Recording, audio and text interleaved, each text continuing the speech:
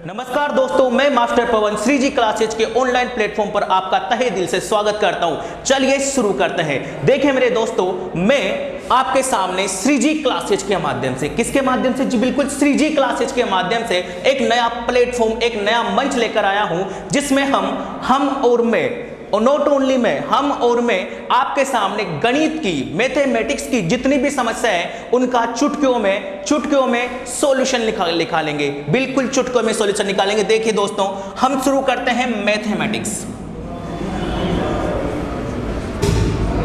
क्या शुरू कर रहे हैं दोस्तों? मैथमेटिक्स।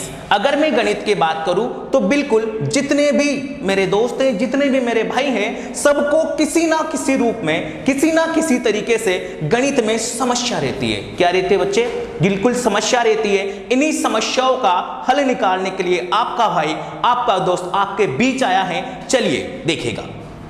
देखिए मेरे दोस्तों, मैथमेटिक्स की अगर मैं बात करूं तो इसके मेजरली दो पार्ट होते हैं। पहला पार्ट होता है जी आपका अर्थमेटिक। कौन सा पार्ट? अर्थमेटिक। अरे हाँ या ना?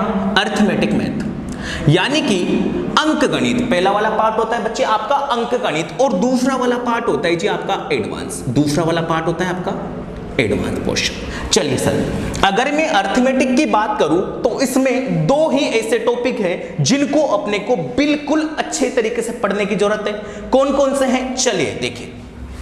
पहला आपका टॉपिक है जी अनुपात। पहला आपका टॉपिक है मेरे बच्चे अनुपात। मेरे दोस्तों, अगर आपने अनुपात को अच्छे से पढ़ लिया, अगर आपने किसको पढ़ लिया? अनुपात को अच्छे से पढ़ लिया, तो ये मानिए कि अंक गणित की जितनी भी समस्या है चुटकियों में 5 सेकंड या 10 सेकंड में आपके सोल्व हो जाएगी। चलिए सर, दूसरा कौन सा टॉपिक है जिसके बारे में हम बात करने वाले हैं? दूसरा टॉपिक है जी आपका प्रतिशत। कौन सा टॉपिक है?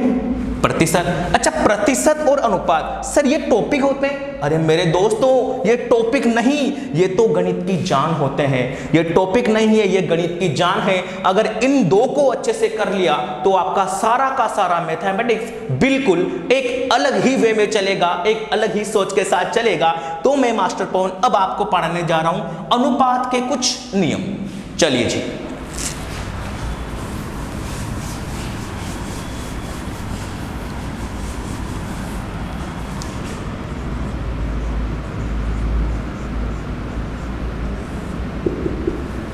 मेरे दोस्तों, अगर मैं बात करूं अनुपात की, तो सबसे पहले तो आपको यह पता होना चाहिए कि होता क्या है अनुपात। अरे बोलो, होता क्या है अनुपात? तो मेरे दोस्तों, अनुपात एक ऐसा संबंध होता है, एक ऐसा चीज होता है जो दो या दो से अधिक आदमियों के बीच में, अधिक वस्तुओं के बीच में क्या बताता है? संबंध बताता है। अरे मेरे दोस्तों, एक आदमी है ए, दूसरा आदमी है बी। क्या? एक आदमी है ए और दूसरा आदमी है बी।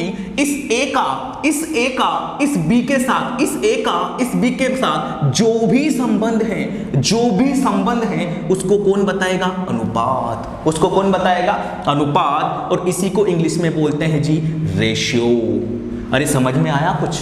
दो आदमियों के बीच की ट्यूनिंग कैसी है, उनका संबंध कैसा है, उनका बोलचाल कैसा है, उनके बीच में कोई भी ऐसी बात है क्या जिसको कौन बता सकता है? रेशियो। मेरे दोस्तों, इसको थोड़ा सा और आगे बढ़ाते हैं। मैंने जैसे बोला कि जी A अनुपात B बराबर 2:3 है।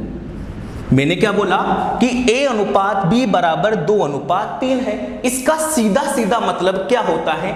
आपने पढ़ा होगा कि A का मान 2 है, B का मान 3 है, जो सरासर गलत है, जो कि क्या है? गलत है। तो सर बताइए ना, सही क्या है?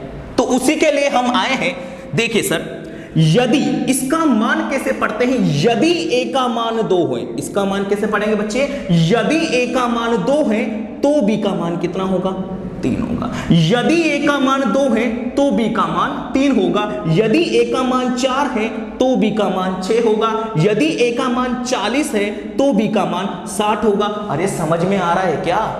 मैं कहना क्या चाहता हूं, जैसे जैसे ए का मान बढ़ेगा वैसे वैसे बी का बढ़ेगा। जो फर्क बी के मान पे पड़ेगा उसी के रेस्पेक्ट में फर्क किस पे पड़ेगा?